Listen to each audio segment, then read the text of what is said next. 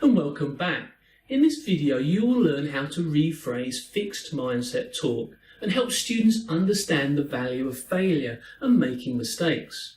When I was taught about this growth mindset as a teacher back in, I think it was about 2012, we did this revealing exercise.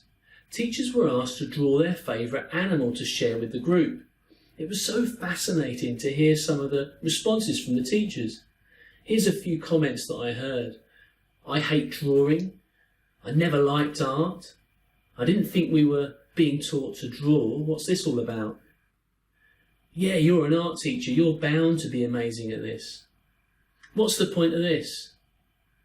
Oh, I don't want to share mine. Or this one, wow, look at Dan's drawing. I can't compete with that.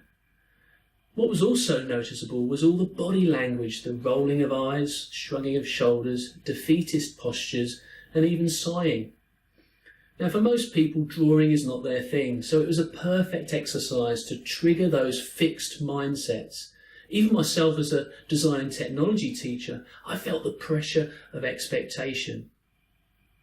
This exercise places teachers in the place of students. The shoe was on the other foot, you might say. Here's an excellent exercise you can do to help you empathise and understand how your students might react. In this way, you will be able to assist your students better and help them navigate them through a challenge or a problem they might have. Choose a challenge, task or goal. Now, it could be something like even riding a unicycle or learning a new language, playing a new musical instrument. Immerse yourself in it and spend some time learning from scratch. Really struggle and challenge yourself. And when your fixed mindset starts to surface and come up, challenge it with a growth mindset voice. As I mentioned, this exercise will help you empathise with struggling students dealing with their own self-talk and fixed mindset tendencies. Normalising the struggle when learning and emphasising the need for failure is the mark of a growth mindset teacher. This can be done by explicitly teaching about how valuable a struggle and failure is in the learning process. Developing a plan or a roadmap for students to use when encountering a struggle or failure is another good idea. Develop and teach students about perseverance and resilience, and offer opportunities to demonstrate that in the classroom. These are all great ideas. However, wouldn't it be useful to have some examples of ways we can correct our students' thinking and challenge their limiting beliefs? Well, here we go. We've got some here.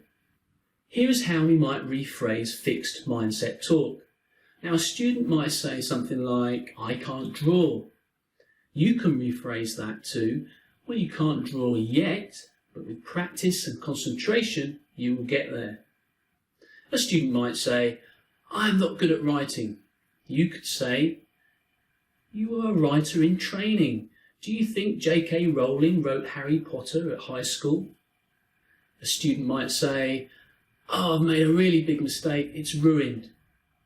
You might say, well, now that we've understood where you've gone wrong, what would you do next time to correct it?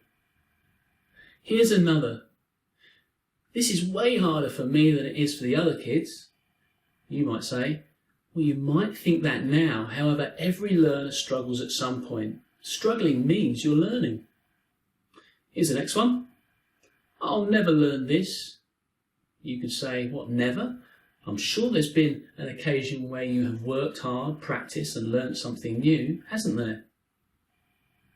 A student might say, I need to do this perfectly, otherwise I'm not performing. You could say, nobody is perfect. All you can do is your best. Here's another one. I spent all evening preparing for this presentation. I know I'm going to just stuff it up.